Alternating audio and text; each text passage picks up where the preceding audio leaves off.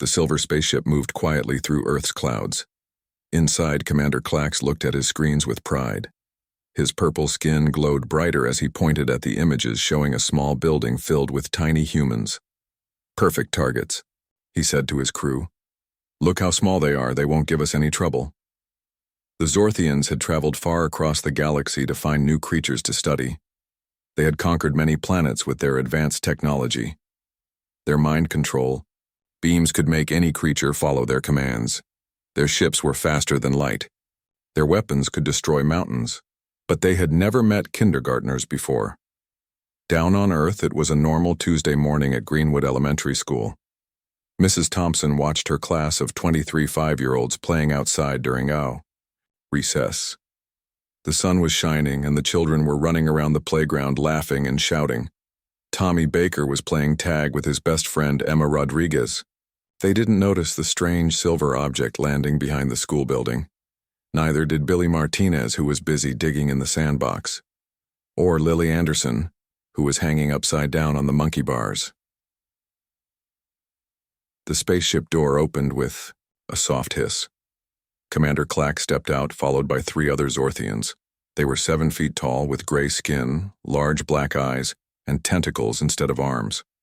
Each wore a shiny helmet that helped them control other creatures' minds. "Remember the plan?" Commander Clax whispered to his team. "We capture the small ones first. They will be easier to control." The aliens walked around the corner of the school building. They saw the children playing and stopped to activate their mind control devices. Commander Clax aimed his helmet at Tommy Baker, who was closest to them. "You will come with us," the alien thought, sending the command through his helmet. Tommy stopped running and looked at the aliens. He tilted his head, studying the strange visitors. Then he stuck out his tongue and made a loud raspberry sound. "My mom says I can't go anywhere with strangers," he shouted. Commander Clax blinked his large eyes in confusion. The mind control should have worked instantly. He tried again, focusing harder. "Come to our ship now," he commanded through his helmet. Tommy crossed his arms and shook his head. "Nope, and you're weird looking." The other children noticed the aliens and gathered around. Instead of being scared, they seemed curious and excited. "Cool costumes," shouted Kevin Parker. "Are you here for Halloween?" "Halloween was last month." "Silly," said Sophie Williams. "Maybe they're here for the school play." The aliens looked at each other, confused. These small humans weren't afraid at all. Even worse, their mind control beams seemed to have no effect. "Why aren't they obeying?" whispered one of the Zorthians. Emma Rodriguez walked right up to Commander Clax and poked his tentacle. "Squishy," she giggled. The commander pulled back his tentacle quickly. "Stop that. We are here to take you for scientific study." "We can't go anywhere," said Jamie Lee. "We have art class after recess, and we're making turkeys out of our handprints. More." Children crowded around the aliens, touching their shiny suits and asking questions. "Why do you have so many arms?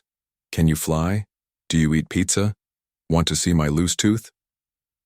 The aliens backed away, overwhelmed by the children's energy and endless questions.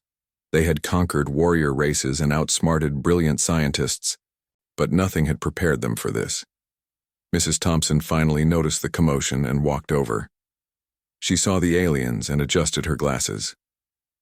"Oh my," she said calmly.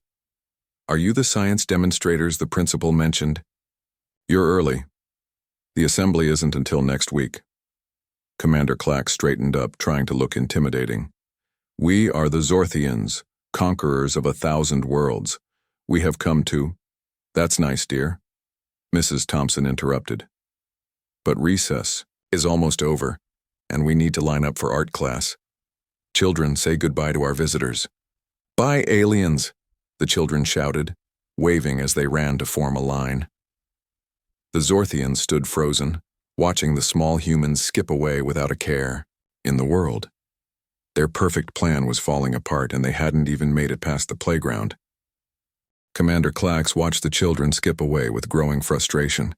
His tentacles twitched as he turned to his crew. "We cannot let them escape," he hissed. "Follow them inside. We will use physical capture if our mind control fails." The aliens crept toward the school building, trying to look less suspicious. They squeezed through the door and found themselves in a bright hallway covered with children's artwork. Paper butterflies hung from the ceiling, and colorful handprints decorated the walls. Inside the art room, Mrs. Thompson was helping the children put on their paint smocks. The aliens peeked through the window, waiting for the right moment to strike. "Now, class," Mrs. Thompson said, "today we're going to finger paint autumn trees. Remember to share the paint and keep it on the paper." Tommy Baker was the first to spot the aliens peering through the window. He waved cheerfully. "Look, the weird guys are back." The whole class turned to look. Emma Rodriguez jumped up and ran to open the door. "Come paint with us," she called out. The aliens stumbled into the room, caught off guard by the invitation. Commander Clax tried to remember his mission. These were targets for capture, not art partners. "We are not here to paint," he announced. "You will all come with us to our ship for an examination." Billy Martinez held up his paint-covered hands. "But we just started. Look, I made my tree purple because purple is my favorite color." The alien commander reached out to grab Billy, but the boy ducked under a table and crawled away giggling.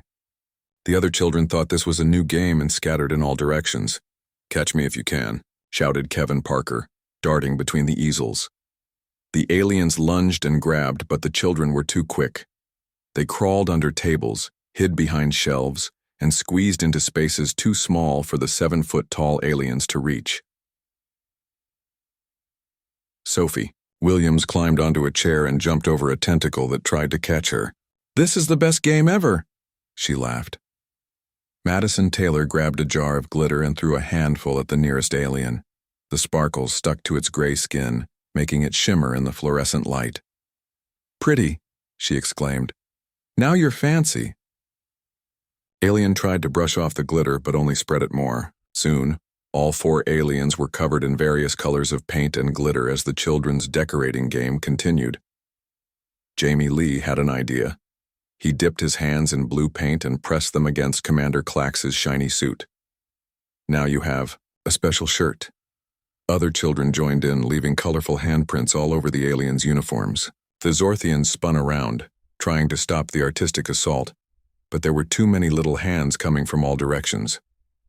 Mrs. Thompson returned from the supply closet to find her classroom in chaos. 4 glittery, paint-covered aliens were stumbling around while her students laughed and added more decorations.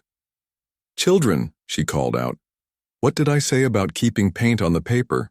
"But Mrs. Thompson," Lily Anderson explained, "they wanted to play art with us." "I see," said Mrs. Thompson, adjusting her glasses again. "Well, even our visitors need to follow classroom rules. Everyone back to your seats, please."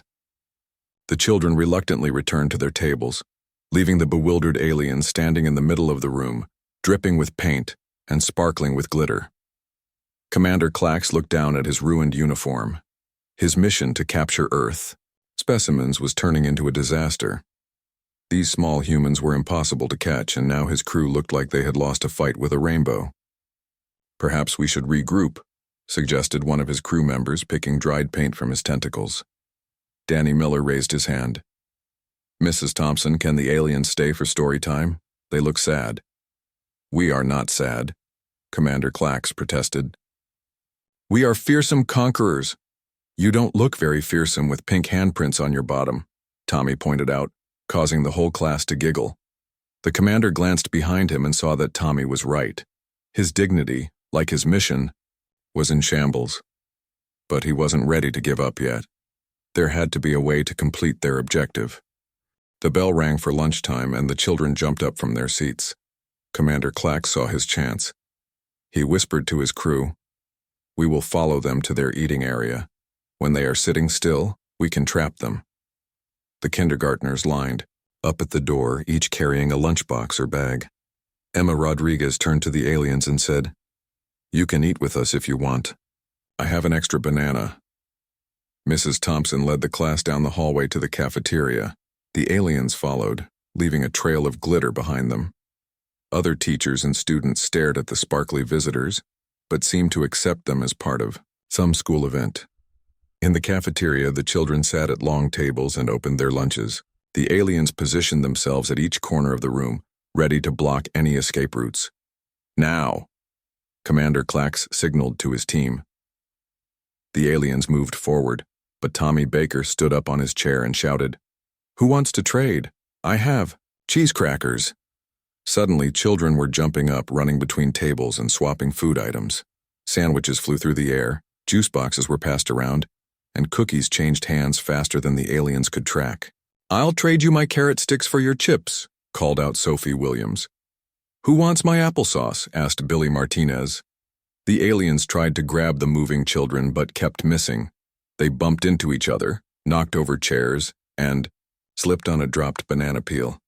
Kevin Parker noticed the aliens' confusion and had an idea. "Hey, aliens, want to try some Earth food?" He held up a sandwich. "It's peanut butter and jelly." Commander Clax paused. Perhaps they could use this moment to gain the children's trust. He reached out a tentacle to take the sandwich. "Wait!" shouted Jamie Lee. "Mrs. Thompson says we have to ask about allergies first. Are you allergic to peanuts?" The commander didn't know what allergies were, but he didn't want to appear weak. "Zorthians are immune to all Earth substances," he declared proudly. He took a big bite of the sandwich. His large black eyes grew even larger. The combination of sticky peanut butter and sweet jelly was unlike anything on his planet. His tentacles started waving uncontrollably. "He likes it," giggled Lily Anderson. "Try my tuna sandwich next." Soon all 4 aliens were surrounded by children offering them different foods. They tried chocolate milk, string cheese, and graham crackers. Each new taste caused strange reactions in their alien bodies. Madison Taylor gave them gummy bears, which stuck to their teeth.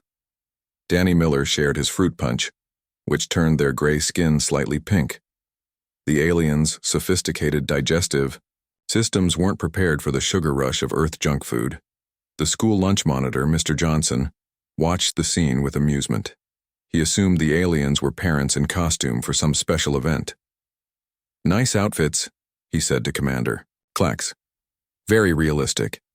Meanwhile, the sugar from the fruit punch and cookies was affecting the aliens' coordination. They stumbled around, giggling at things that weren't funny and having trouble focusing their eyes. "The room is spinning," complained one of the crew members. "Why do I feel so happy?" asked another, doing a little dance. Emma Rodriguez patted Commander Clax's tentacle sympathetically. "Too much sugar makes you silly. My mom says I get hyper when I eat too many cookies." The commander tried to remember his mission, but his thoughts were jumbled. "We came here to... What did we come here for?" "To play with us," suggested Tommy Baker. "Want to have a race in the playground?" The aliens, now full of sugar and completely confused, found themselves nodding eagerly. The bell rang for outdoor recess, and the children grabbed their new alien friends and pulled them toward the door. "Come on," shouted the kindergartners. "Recess is the best part of the day." Commander Clax looked at his crew. They were covered in paint and glitter. Their stomachs were full of strange Earth food, and they were being dragged outside by tiny humans. Their invasion plan was completely forgotten in the chaos of kindergarten life. Out on the playground, the sugar-filled aliens stumbled after the energetic children. The warm sun made the glitter on their skin sparkle like tiny stars. Commander Clax tried to shake off the fuzzy feeling in his head and remember his mission. "Wait," he called out. "We must complete our task of capturing Earth specimens." But the children weren't listening. Emma Rodriguez grabbed one of his tentacles and pulled him toward the swings. Push me," she demanded. The commander found himself gently pushing the swing while Emma soared back and forth, laughing with joy. His crew members were similarly occupied. One was spinning the merry-go-round while children screamed with delight. Another was holding the bottom of the slide as kids zoomed down, and the third was being used as a climbing frame by 3 adventurous boys. Tommy Baker ran up to Commander Clax with a red rubber ball. "Let's play dodgeball," he shouted. "Aliens versus kids." Before the commander could protest, balls were flying through the air. The children had surprisingly good aim for 5-year-olds, and the aliens' large bodies made easy targets. The Zorthians tried to catch the balls with their tentacles but ended up tangled in knots. "Time out," gasped one alien, wrapped in his own tentacles like a pretzel. Sophie Williams felt sorry for the confused visitors. "Let's play something easier," she suggested. How about Simon Says? The children gathered around, explaining the rules to the aliens. Madison Taylor volunteered to be Simon first. Simon Says, touch your toes, she commanded. The aliens bent down, their long bodies folding awkwardly. The children giggled at the sight. Simon Says, hop on one foot. The aliens tried to hop, but lost their balance, tumbling over each other. Their advanced species had never needed to hop before. Spin around, Madison called out, forgetting to say, Simon Says. The sugar-rushed aliens spun anyway, getting dizzier and dizzier until they collapsed on the grass. The children cheered and piled on top of them in a giant group hug. Mr. Johnson, the playground monitor, watched the scene and shook his head with a smile. Those parent volunteers really go all out, he muttered to himself. As the aliens lay on the grass, catching their breath, Kevin Parker had another idea. Let's show them our secret fort, he whispered to his friends. The children pulled the aliens to their feet and led them to a corner of the playground where large bushes created a hidden space. Inside was the kindergartners' treasure trove: pine cones painted gold, magic rocks, broken toy cars, and a cardboard box decorated to look like a spaceship. This is our clubhouse, Jamie Lee explained proudly. You can be honorary members. Danny Miller placed a paper crown on Commander Clax's head. Now you're the king of our fort. The commander looked at his reflection in a plastic mirror the children had hung on a branch. He saw a 7-foot-tall alien covered in glitter and paint, wearing a crooked paper crown surrounded by tiny humans who treated him like a playmate rather than a conqueror. But we are supposed to be studying you, he said weakly. Lily Anderson patted his tentacle. You can study us while we play. That's what friends do. The aliens exchanged confused looks. On their planet, friendship was an unknown concept. They conquered, they commanded, they collected specimens. They didn't play or laugh or wear paper crowns. Billy Martinez started showing them his collection of interesting leaves. Emma Rodriguez taught them how to make dandelion wishes. Tommy Baker demonstrated the proper technique for climbing trees, though the aliens were too heavy for the branches. As the afternoon wore on, the Zorthians found themselves forgetting more and more about their mission. They learned to play hopscotch, though their large feet made it challenging. They tried to jump rope but kept getting tangled. They even attempted to go down the slide, though they got stuck halfway and needed the children to pull them free. The bell rang, signaling the end of recess. The children groaned and began lining up to go back inside. They waved goodbye to their new alien friends, promising to play again tomorrow. Back in the classroom, the children settled on the colorful carpet for story time. The aliens, still wearing their paper crowns, followed them inside. Their heads were beginning to clear from the sugar rush, and Commander Clax remembered they had a spaceship waiting behind the school. We should return to our mission, he whispered to his crew. But before they could move, Mrs. Thompson called out to them. Would our visitors like to join us for story time? She asked. We're reading The Very Hungry Caterpillar today. The children made space on the carpet, patting the spots next to them. The aliens found themselves sitting cross-legged among the kindergartners, their large bodies taking up much more room than the small humans. As Mrs. Thompson began reading, showing the colorful pictures of the caterpillar eating through various foods, the aliens became fascinated. They had never encountered Earth literature before, especially not stories about insects that transform into butterflies. On Monday, he ate through one apple, Mrs. Thompson read. Just like you ate our lunches, Tommy Baker whispered to Commander Clax, giggling. After the story, it was nap time. The children pulled out small mats and blankets from their cubbies. Emma Rodriguez offered her extra blanket to the alien sitting next to her. You can rest too, she said kindly. Sometimes grown-ups need naps. The aliens watched as the room darkened and soft music began playing. The children curled up on their mats, some hugging stuffed animals. The peaceful atmosphere was so different from their military spaceship. Commander Clax felt his many eyelids growing heavy. The warm room, full stomach, and gentle music were making him drowsy. He looked at his crew and saw they were already dozing off, their tentacles relaxed and their breathing slow. Maybe just a few minutes of rest, he mumbled, laying his head down. 20 minutes later, Principal Andrews walked past the kindergarten room and peeked inside. She saw Mrs. Thompson reading, quietly at her desk while the children napped. She also noticed 4 large figures in glittery costumes sleeping among the kids.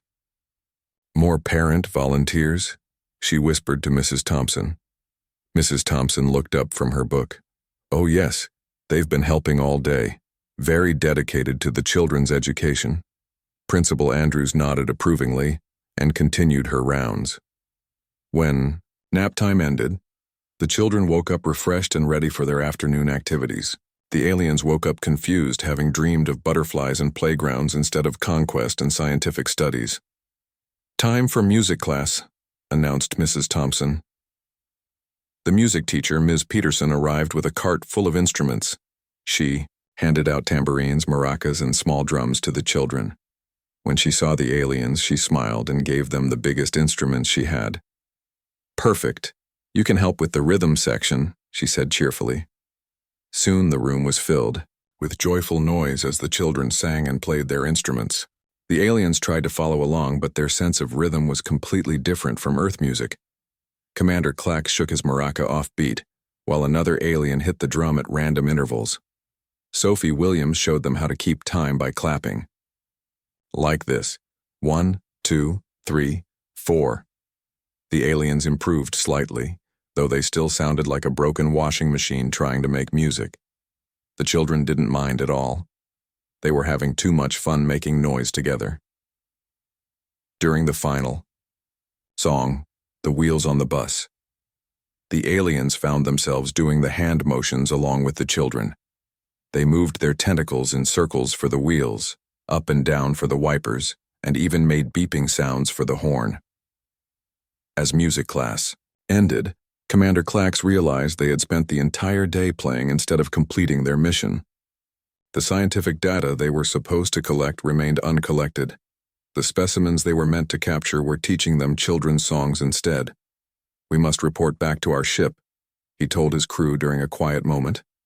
But just then, Madison Taylor tugged on his tentacle. "Wait, we haven't shown you our class pet yet." The children dragged the aliens to a corner where a guinea pig named Mr. Nibbles lived in a large cage. The furry creature looked up at the aliens and squeaked. The aliens stared at Mr. Nibbles with confusion. They had never seen such a small furry creature before. The guinea pig twitched his nose and made soft chirping sounds. "He's our class pet," explained Billy Martinez. "We take turns feeding him and cleaning his cage." Commander Clax leaned closer to examine the animal. Mr. Nibbles stood on his hind legs and sniffed at the alien's tentacle. The commander jumped back in surprise, causing the children to laugh. "Don't be scared," said Emma Rodriguez. "He's very friendly. Want to hold him?" Before the commander could refuse, Jamie Lee had opened the cage and placed Mr. Nibbles in the alien's tentacles. The guinea pig seemed perfectly comfortable, nibbling on a piece of lettuce while being held by an extraterrestrial being. "He likes you," exclaimed Lily Anderson. The other aliens gathered around to look at the small animal. They were amazed that such a tiny creature could be so calm in their presence when they had failed to control the human children all day. Mrs. Thompson announced it was time for the last activity of the day, show and tell. The children cheered and ran to get their special items from their backpacks. Tommy Baker went first, holding up a shiny rock. "I found this at the beach. I think it might be magic because it sparkles in the sun." One by one, the children shared their treasures: a favorite toy car, a drawing of a rainbow, a plastic dinosaur, and even a half-eaten cookie saved from lunch. Wendy Dacio. It was Kevin Parker's turn. He pointed at the aliens. "I brought new friends for show and tell. They're from outer space." The class giggled, thinking Kevin was playing pretend. Mrs. Thompson smiled and played along. "How wonderful. What have you learned about our space visitors today?" "They're not very good at dodgeball," said Sophie Williams. "They like peanut butter sandwiches," added Danny Miller. "And they're scared of Mr. Nibbles," finished Madison Taylor. Commander. Clax felt his purple skin turning a deeper shade of embarrassment. His crew shifted uncomfortably, their mission to appear as superior beings completely ruined. The final bell rang, signaling the end of the school day. Parents began arriving to pick up their children. The kindergartners hugged the aliens goodbye, promising to play again tomorrow. "Wait," said Commander Clax, finally remembering their purpose. "We still need to take some of you back to our planet for study." The children looked at him with confusion. Emma Rodriguez shook her head firmly. "We can't go to space. We have school tomorrow, and it's pizza day in the cafeteria. Besides," added Tommy Baker, "my mom is here to pick me up. She brought my sister's stroller. Want to see?" The commander watched helplessly as the children gathered their belongings and lined up at the door. His perfect plan had completely fallen apart. Instead of capturing specimens, they had spent the day being decorated with paint, fed strange foods, taught children songs, and introduced to a guinea pig. Mrs. Thompson approached the dejected aliens. "Thank you so much for volunteering today. The children really enjoyed having you here. Will we see you again tomorrow?" One of the crew members started to say yes, but Commander Clax interrupted. "We must return to our ship. Our mission has changed." As they walked toward the back of the school where their spaceship was hidden, the aliens could hear the children calling out final goodbyes. Several parents waved at them too, assuming they were leaving after a day of volunteering. The aliens climbed into their ship, their once pristine uniforms now covered in glitter, paint, and cookie crumbs. Paper crowns still sat crooked on their heads. Commander Clax looked at his reflection in the ship's monitor and hardly recognized himself. "Sir," said one of his crew members, "what should we tell the High Council? We have no specimens, no data, nothing to show for our mission." Commander Clax thought for a moment. Then he reached into his pocket and pulled out something Tommy Baker had given him. A friendship bracelet made of colorful string. "We'll tell them the truth," he said. "Earth's children are too powerful for our technology." Inside their spaceship, the aliens sat in silence. The control panels blinked with various lights, but no one moved to start the engines. Commander Clax held the friendship bracelet in his tentacle, turning it over and over. "Should we try again?" "Tomorrow?" asked one crew member, picking glitter from his uniform. "With older humans, perhaps," suggested another. "Maybe teenagers would be easier to capture." Commander Clax shook his head. "No, we must report back to the High Council. They need to know what we discovered." He pressed a button and a large screen flickered to life. The stern face of Supreme Leader Zorax appeared, his 3 eyes narrowing at the sight of the disheveled crew. "Commander Clax, report your progress. Have you secured the Earth specimens?" The commander straightened his paper crown, forgetting it was still on his head. "Supreme Leader, we encountered unexpected resistance." "Resistance? From the humans' military forces?" Zorax leaned forward with interest. "No, Supreme Leader. From their younglings." The screen flickered as Zorax processed this information. "Explain." Commander Clax took a deep breath. "The small humans possess abilities we did not anticipate. They are immune to our mind control technology. They move with unpredictable speed and chaos. They use primitive art supplies as weapons." "Weapons?" Zorax's eyes widened. "Yes, Supreme Leader. They deployed glitter bombs and paint attacks. They force-fed us sugar substances that affected our neural processes. They made us participate in ritual dances and games that defied all logic." The crew nodded in agreement, remembering the horrors of Simon Says and Dodgeball. "And worst of all," Commander Clax continued, "they showed us kindness.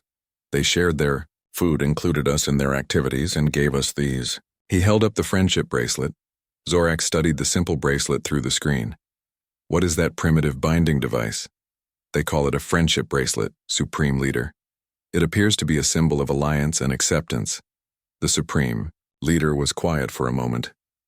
"You're telling me that our advanced civilization, which has conquered 1,000 worlds, was defeated by small humans with art supplies and snacks?" "Yes, Supreme Leader. But it wasn't defeat in the traditional sense. They didn't fight us, they befriended us." Another crew member stepped forward. "They also introduced us to a small furry creature called Mr. Nibbles. It was terrifying in its cuteness." Zorax rubbed his forehead with 2 of his tentacles. "This is most unusual. Our invasion protocols don't cover this scenario. Just then, there was a tapping on the spaceship's window. The aliens turned to see Emma Rodriguez and Tommy Baker peering inside.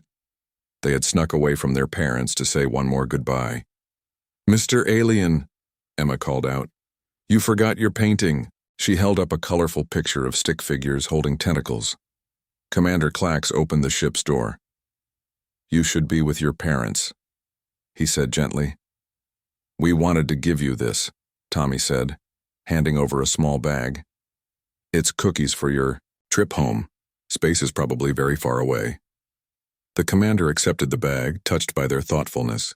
On the screen, Supreme Leader Zorax watched this exchange with amazement. "Commander," Zorax said slowly, "I believe we need to reassess our approach to Earth. These small humans appear to possess a power we don't understand." "What should we do, Supreme Leader?" Zorax thought carefully. "Mark Earth as a protected planet. No invasion, no specimen collection. These younglings are too dangerous in their innocence. Their kindness could spread throughout the galaxy and disrupt our entire military structure." The crew members smiled, secretly relieved. They had grown, fond of the children despite their mission's failure. "And, Commander," Zorax added, "bring back some of those cookies for analysis. We need to understand what makes them so effective at compromising our judgment." Emma and Tommy waved as the spaceship's door closed. "Come back and visit," they shouted. "We'll teach you hopscotch next time."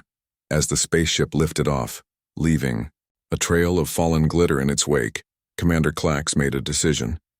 He would recommend that Earth be studied from afar, through observation only. The galaxy wasn't ready for the chaos of kindergartners. The silver spaceship disappeared into the clouds as Emma and Tommy ran back to their waiting parents. Mrs. Rodriguez and Mrs. Baker were too busy talking to notice their children had been saying goodbye to real aliens. The next morning, everything at Greenwood Elementary seemed normal. The kindergartners arrived as usual, hanging up their backpacks and chattering about their evening activities. Mrs. Thompson noticed they were especially excited, all talking about their alien friends from yesterday. During morning circle time, she smiled and asked, "Who wants to tell me about the visitors we had yesterday?" Every hand shot up immediately. The children bounced in their spots on the carpet, eager to share.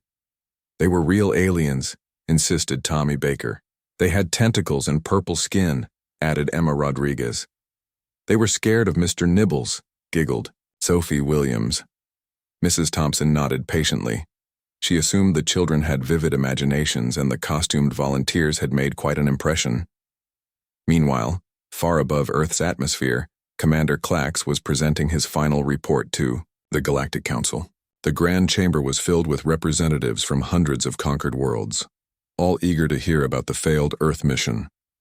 "Honorable Council members," Commander Clax began, still wearing his paper crown with pride, "I present to you the most dangerous species we have ever encountered, Earth's kindergartners." Murmurs of disbelief rippled through the chamber. How could small, undeveloped beings be dangerous? The commander activated a holographic display showing recordings from their day at the school. The council watched in horror as children covered the aliens in paint, fed them sugar, and made them play incomprehensible games. "As you can see," Commander Clax continued, "they possess immunity to our mind control, supernatural energy levels, and most frighteningly, the ability to spread friendship." "Friendship?" scoffed a warrior from the Kraxon system. "How is that dangerous?" Commander Clax held up his friendship bracelet. "Because it makes you forget your mission. It makes you want to protect them instead of conquer them.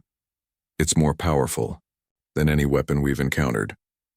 The council fell silent considering this new information.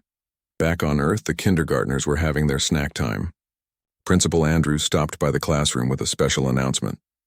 "I want to thank everyone for being so welcoming to our special visitors yesterday," she said. "The parent volunteers told me you were the best behaved class they've ever seen." The children exchanged knowing looks and giggles. They knew the truth even if the adults didn't believe them. Later that day, during art time, Lily Anderson painted a picture of the aliens. "I hope they come back someday," she said. "Me too," agreed Kevin Parker. "They were fun to play with."